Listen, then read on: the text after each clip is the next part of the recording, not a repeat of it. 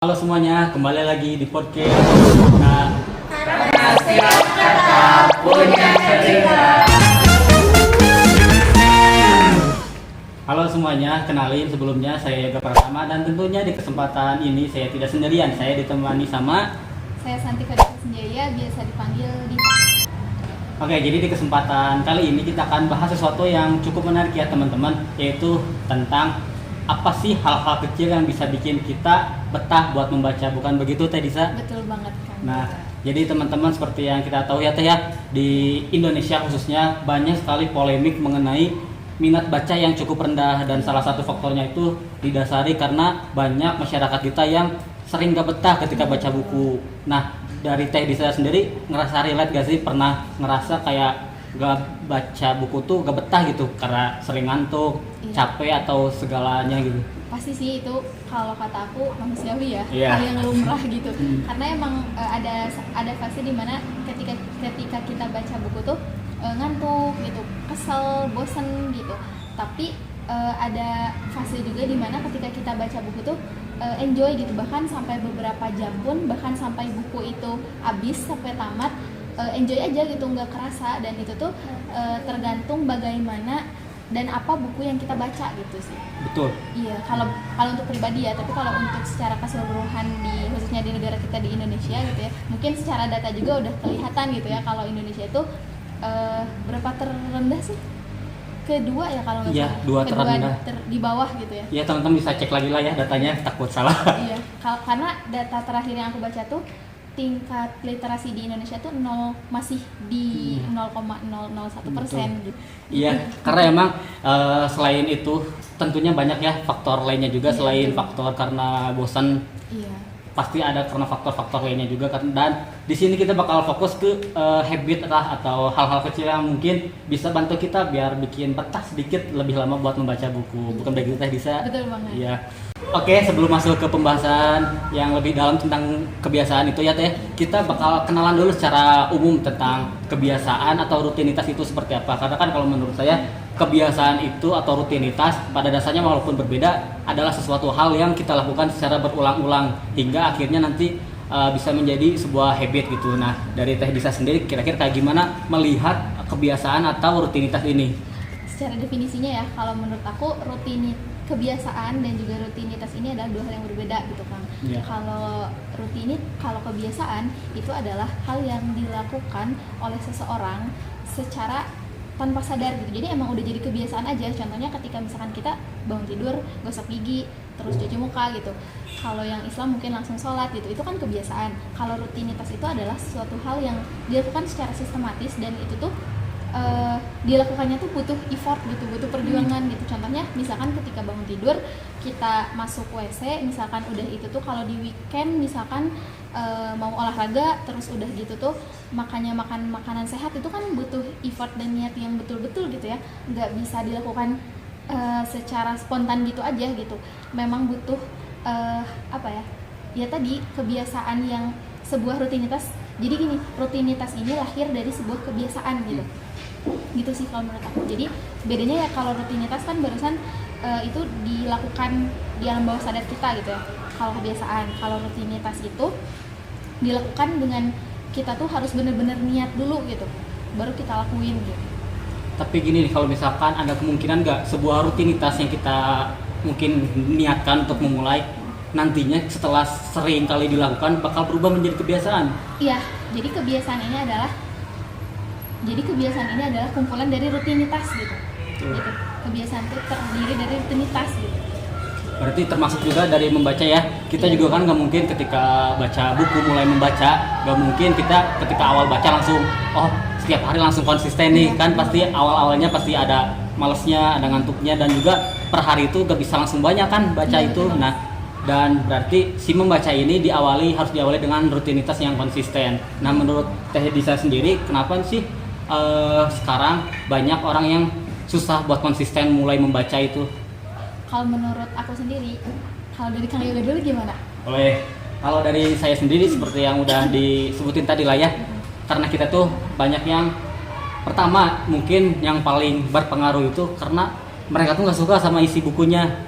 Betul. Karena kan baik itu dari fiksi maupun non fiksi, mereka tuh kan ada ketertarikan buat baca. Iya, betul. Nah, entah itu dari covernya, dari sinopsisnya, kan dilihat, oh ini menarik nih, jadi mereka bisa mulai baca. Terus kalau misalkan mereka udah nggak tertarik mulai baca, kayak nggak seru, jadi mereka tinggalin. Terus juga kalau misalkan buku non fiksi kan kebanyakan kayak kita bacanya tuh ngantuk, terus bacanya ini apaan sih nggak ngerti kan, ya udah nggak maksain gitu ya, terus ditinggalin. Nah itu sih faktor-faktor utama, jadi banyak hal-hal kecil lah yang kurang mendukung mereka dalam melakukan rutinitas membaca, sehingga rutinitas yang dibangun awalnya, yang diniatkan, ditinggalin gitu aja. Gitu kalau menurut saya. Betul banget ya, karena memang selera setiap orang kan berbeda, dan buku-buku yang akhir-akhir ini viral juga, misalkan kayak Madilog atau misalkan buku apa sih kan yang sekarang lagi hits itu? Atomic Habit mungkin ya? Iya, Atomic Habit itu tuh yang menurut orang lain bagus gitu, pas dibaca sama kita tuh belum tentu relate juga gitu, karena itu disesuaikan sama kebutuhan juga kan gitu. Dan tadi berkaitan dengan pertanyaan yang tadi tuh apa sih? Kenapa orang-orang tuh banyak yang gagal gitu mulai membentuk rutinitas membaca? Karena lebih tepatnya mungkin barusan banyak yang gak betah gitu ya ketika membaca gitu. Karena di era media sosial yang sekarang gitu, kita tuh kan selalu dituntut buat nonton konten-konten yang singkat-singkat gitu kan. Kalau misalkan udah nggak seru nih gitu, langsung di scroll ke bawah. Di zaman sekarang mungkin di era teknologi yang semakin canggih gitu ya, ketika kita buka media sosial, kita tuh selalu langsung disuguhkan sama hal-hal yang singkat-singkat gitu ya, yang buat kita ketawa, yang bikin kita iya nih ini relate, tapi ini gak relate, langsung scroll lagi ke bawah terus seperti itu tanpa adanya proses. Sedangkan membaca itu sendiri pasti kan membutuhkan proses gitu ya, membutuhkan proses, karena membaca ini kan bukan perlombaan gitu. Jadi gimana caranya supaya hal yang kita baca ini tuh berimpact gitu sama kehidupan sehari-hari kita gitu, dan gimana caranya supaya kita betah dalam membaca, supaya nggak bosanan, ya salah satunya adalah menikmati buku yang lagi kita baca yang sesuai sama diri kita gitu. Dimulai dari itu sih kalau menurut aku, dan mengurangi di era sekarang yang serba dikit-dikit scroll gitu. Nah kalau menurut aku ya, kita tuh harus mengurangi itu gitu, hal itu, karena emang itu tuh berpengaruh banget gitu sama cara kita berpikir, bahkan cara kita ingin melakukan tindakan gitu, ingin melakukan sesuatu gitu sih kalau menurut aku. Terus ini ya, menyinggung soal era digital, yang era scroll gini di zaman sekarang, pastinya kan kegiatan membaca buku ini semakin berkurang ya trennya. Tapi selain untuk kesenangan, untuk hiburan, kenapa sih membaca ini dianggap penting? Bahkan dari zaman dulu sampai sekarang, pastinya membaca itu masih jadi suatu hal yang penting kan? Menurut Teh Disa sendiri, kenapa membaca itu menjadi sesuatu hal yang sangat penting gitu buat diri manusia sendiri? Membaca ini emang hal yang fundamental banget ya menurut aku, karena emang di dalam agama juga kan Allah juga memerintahkan gitu, Iqra gitu kan, bacalah gitu. Dan ini tuh nggak berlaku bagi yang agama Islam aja gitu, tapi semua umat manusia juga berlaku gitu ya. Membaca itu emang bener-bener penting, karena memang segala hal itu berawal dari membaca. Dengan membaca kita dari yang nggak tahu kita jadi tahu gitu, dari yang nggak paham kita jadi paham gitu, terus dari yang nggak ngerti kita jadi ngerti gitu kan dengan membaca. Nah kenapa membaca ini menjadi salah satu hal yang sampai saat ini penting gitu ya, dari dulu kan sampai saat ini kenapa penting gitu, karena yang pertama gitu ya, membaca ini selain menambah pengetahuan dan wawasan kita, tapi juga membantu kita dalam berpikir kritis gitu. Apalagi kita sebagai mahasiswa gitu ya, kan harus banyak baca juga kan gitu. Karena ya kalau misalkan kita kurang baca, gimana mau kita berpikir kritis gitu kan. Apalagi mahasiswa ilmu komunikasi gitu ya. Mahasiswa ilmu komunikasi kan harus selain banyak baca, banyak nulis juga gitu kan. Karena emang itu tuh benar-benar membantu terhadap proses perkuliahan gitu. Dan gak hanya di kuliah juga sih, di dunia kerja juga kan seperti itu gitu. Membaca itu emang jadi salah satu hal yang penting gitu. Dan ini bersinggungan dengan tadi gitu, disinggung terkait dengan literasi gitu ya. Literasi itu kan gak hanya tentang membaca dan menulis. Membaca gak hanya tentang membaca buku aja gitu, tapi gimana caranya kita membaca orang-orang yang ada di sekeliling kita gitu kan, karakter orang lain gitu, peka terhadap hal-hal yang terjadi di sekitar kita gitu, baik itu teman atau misalkan keluarga gitu. dan bahkan membaca diri kita sendiri gitu. Yang Iya. paling penting sih itu ya, Betul, self betul. awareness gitu. Gitu sih kalau menurut aku. Iya, jadi mungkin saya nambahin dikit juga ya. Iya. Karena emang utamanya membaca itu tentang kita buat menjadi tahu sesuatu ya. Iya. Ilmu yang sebelumnya kita nggak tahu, kita menjadi lebih tahu. Soalnya kan kita sedikit lah ya kesempatan kita untuk mendapatkan ilmu dari seorang ahlinya langsung. Jadi rata-rata seorang penemu, seorang peneliti juga rata-rata mereka tuh menuliskan ilmu mereka ke dalam sebuah tulisan. Nah, Iya, betul. tulisan-tulisan itulah yang akhirnya kita baca dan menjadi ilmu kan bagi kita. Iya, Nah, betul. makanya dari zaman dahulu kala sampai sekarang membaca itu saya rasa nggak akan pernah mati lah trennya. Tren membaca itu pasti bakal selalu terus diperlukan bagi siapapun. Kan abadi gitu. Betul, apalagi kan kita tadi menyinggung juga soal jurusan Ilkom kan ya, berkaitan dengan kita ngomong bicara kayak gini juga itu kan pasti ada pengaruhnya dengan cara kita membaca. Iya. Seberapa sering kita membaca, Iya. kosakata yang keluar dari mulut kita itu dipengaruhi dari kebiasaan kita membaca. Nah, pastinya setuju kan? Iya, Nah, setuju banget. betul. Nah, kira-kira nih dalam membaca ini kita kan tadi udah disinggung juga ya sedikit tentang tips-tips apa aja yang misalkan kita bisa bangun buat menumbuhkan kecintaan atau hal-hal Kesadaran tips yang juga. bisa dilakukan dalam membangun rutinitas membaca udah disinggung tadi. Iya. Nah, sekarang kita bakal bahas lebih dalam ya hal-hal dan rutinitas apa saja, hal-hal kecil tepatnya yang bisa kita terapkan biar kita bisa baca lebih lama lah, lebih betah. Nah, mau dari Teh Disa dulu atau dari saya dulu? Dari Kang Yoga dulu. Dari saya lagi, oke. Mungkin tadi kan saya sudah sempat nyinggung juga ya soal keingintahuan. Keingintahuan itu pasti menjadi salah satu hal yang fundamental saya rasa, karena dengan seseorang yang ingin tahu, mereka akan mencari tahu itu baik dengan cara apapun, bahkan dengan cara membaca pun mereka akan membaca jika itu memenuhi hasrat keingintahuan mereka. Iya, betul Nah, banget. terus yang pertama adalah soal waktu. Saya rasa waktu dalam kita memilih untuk membaca itu juga sangat pengaruh. Kalau saya pribadi, waktu-waktu yang dipakai buat membaca itu biasanya subuh-subuh pagi hari, karena kan mungkin Teh Disa alamin juga ya, bukan baca buku aja, mungkin baca Quran juga. Kalau subuh-subuh tuh ngerasa lebih enak ya, lebih fresh. Nah, begitu juga dengan baca buku. Saya sering baca buku itu di waktu-waktu subuh. Kalau nggak pagi hari itu merupakan waktu-waktu yang sehat lah, yang waktu-waktu enak bisa baca buku cukup lama. Terus juga didukung dengan hal-hal kayak minuman kayak kopi atau teh ya buat nemenin kita Iya, baca itu jadi saya rasa bisa bantulah buat sedikit lebih lama buat bisa betah gitu. Iya. Kalau dari Teh Disa sendiri mungkin ada tips yang dilakuin?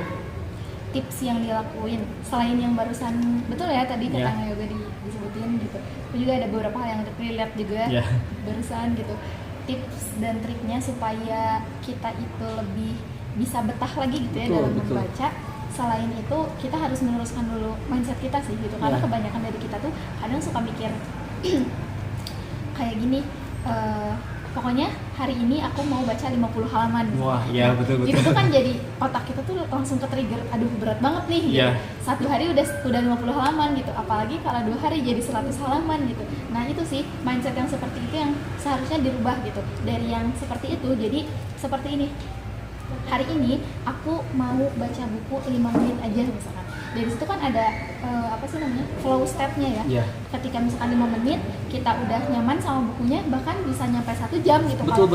Kalau kita udah benar-benar nyaman dan hanyut ke dalam Ceritanya. cerita buku itu gitu. Iya. Gitu. Itu yang pertama. Kemudian yang kedua, setiap orang kan punya ritmenya tersendiri gitu ya. Betul. Dalam membaca buku itu. Tadi udah disinggung juga gitu sama Kang Yoga.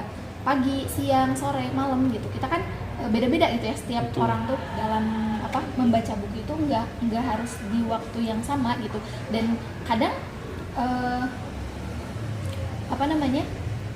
di ketika misalkan nih Kang Yoga suka baca buku di kesunyian misalkan, kadang aku pribadi gitu ya, ketika banyak orang berseliweran itu tuh jadi momen-momen yang enak banget gitu buat aku baca buku gitu. Itu kemudian juga selain itu apa lagi ya tipsnya? Pertama tadi apa Kang? Pertama yang dari Teh Disa. Iya. Yang pertama itu mengenai mindset. Ya mindset, merubah mindset ya. Betul. Yang kedua Soal ritme. ya ritme setiap orang itu berbeda. Kemudian yang ketiga dimulai dari buku yang gini, dimulai dari hal yang disukai sama kita gitu. Iya. Misalkan nih aku suka psikologi nih gitu. Betul. Maka aku cari buku-buku yang memang bersinggungan dengan psikologi. Nggak harus yang non fiksi aja gitu. Buku-buku novel yang memang ada unsur-unsur psikologinya juga, karena memang setiap novel itu pasti ada unsur psikologinya. Iya, pasti. Iya, karena psikologi itu kan ilmu terapan ya, yang nggak bisa dipisahin gitu dari kehidupan sehari-hari. Di setiap novel juga aku selalu baca gitu, karena memang aku selalu ngambil pelajaran psikologisnya nih kayak gini gitu. Ini di psikologi namanya kayak gini gitu, dan dijadiin novel gitu. Jadi apa ya, berawal dari hal yang emang aku sukai gitu, kalau aku pribadi gitu. Dan membaca itu kan nggak harus tentang baca buku aja ya, nggak harus Betul. baca buku fisik aja gitu. Betul. Bahkan kita bisa, orang lain bisa mulai mencintai membaca itu dari misalkan baca sesimpel baca caption temen gitu ya, yang Yeah. emang relate sama dirinya sendiri Yeah. gitu, atau misalkan quotes dari beberapa role model di dunia literasi, misalkan seperti Najwa Shihab, atau misalkan Sapardi Djoko, atau misalkan orang-orang lainnya lah yang memang tulisan-tulisannya itu selalu membuat orang lain jatuh cinta gitu, karena memang relate gitu sama pribadinya gitu. Selain itu juga dari konten-konten juga bisa Iya. masuk gitu, karena emang membaca itu nggak harus membaca dari buku aja gitu, kalau menurut aku gitu sih. Ya. Terus tadi juga kan sempat disinggung ya soal fiksi dan non fiksi. Nah, Iya. kira-kira orang-orang tuh sering banget keluhannya mereka tuh nggak senang baca buku karena mereka langsung dikasih non fiksi. Oh, iya. Ya, lebih ke kecocokan tadi yang disampaikan sama Tedisa juga kan ya. Kok bukunya gini sih, ketika baca non fiksi nggak ngerti, pusing, jadi mereka tinggalin. Baca fiksi juga kok kayak gini ya, nggak cocok, jadi ditinggalin. Nah, jadi apakah fiksi dan non fiksi itu berpengaruh itu kepada seseorang yang baru mulai baca gitu, menurut Tedisa sendiri? Kalau menurut aku sih gimana orangnya ya. Iya. Ya gimana orangnya, karena kalau misalkan dan buku non fiksinya juga gimana apa ini, gimana jenis bukunya, karena ada kan buku yang non fiksi tapi pembawaannya tuh ringan gitu, Betul. mudah banget dipahami sama kita gitu. Tapi justru ada juga buku fiksi yang pembawaannya tuh berat gitu, kita tuh bertanya-tanya ini tuh alurnya kayak gimana ya gitu, Oh, iya. itu maksudnya apa ya gitu. Iya. Ya, menurut aku sih gimana jenis bukunya gitu. Betul. Gitu sih. Jadi mungkin yang bisa kita sampaikan ke teman-teman semua, hal-hal yang pertama itu mungkin mindset ya, dari mindset, Iya. dari kesukaan juga mungkin bisa diterapkan sama teman-teman, sukanya dari bidang apa, Iya, betul. terus juga keminatannya gimana, keingintahuannya ke arah mana, itu bisa membantu dalam kita membangun rutinitas membaca. Nah, mungkin kita sedikit move on ya, Iya. ke tadi bahas tentang buku dan tips-tips tentang hal-hal kecil. Kita sekarang bahas lagi mengenai tentang dunia kampus mungkin. Oke. Di dunia kampus ini kita dalam segi membaca, kita konteksnya bukan cuman fiksi dan non fiksi, tapi ke artikel ilmiah, jurnal, Iya. yang mana itu walaupun mahasiswa jarang ya yang melakukannya, tapi menurut saya sangat penting dalam membantu kita, mendukung kita dalam hal perkuliahan. Nah, kita sharing aja ya, Tedisa gimana, saya gimana dalam membaca sebuah artikel ilmiah atau jurnal. Kira-kira ada perbedaan nggak sih ketika baca buku fiksi atau non fiksi yang tadi kita bahas? Kayak misalkan ketika baca fiksi non fiksi kan udah jadi rutinitas tersendiri bagi kita, tapi ketika kita switch ke hal-hal yang pembahasannya lebih berat, kontekstual, terus juga sistematis, apakah ada perbedaan yang cukup signifikan, atau udah sering baca kok jadi aman-aman aja? Jelas Dari- ada ya, ya. jelas ada hal yang begitu signifikan.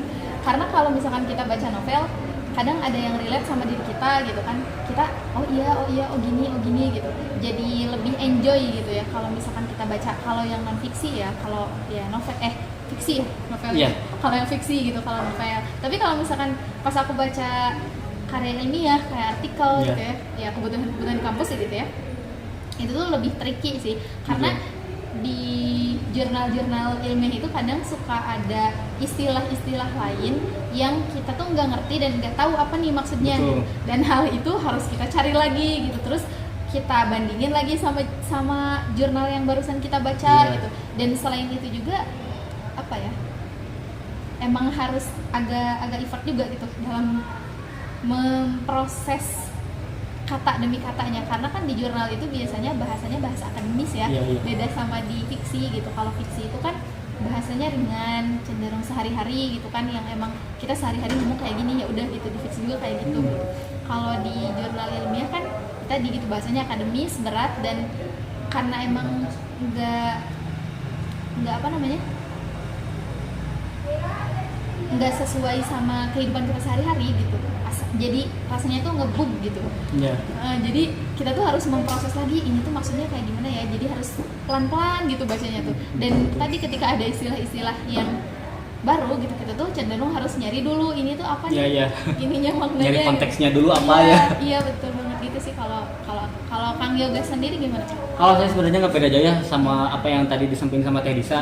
Terus mungkin kalau saya novel yang mungkin kita sering baca baik fiksi non fiksi kan halamannya banyak banget tuh ya. Dan biasanya kita ini mah beberapa hari juga kelar gitu. Dalam bahkan sehari juga bisa kita menikmati ya, bisa hanyut, bisa beresin buku itu. Cuman kalau ketika lihat artikel ilmiah, ketika karya ilmiah dibaca, ini padahal cuma 7 halaman kok panjang banget ya. Iya.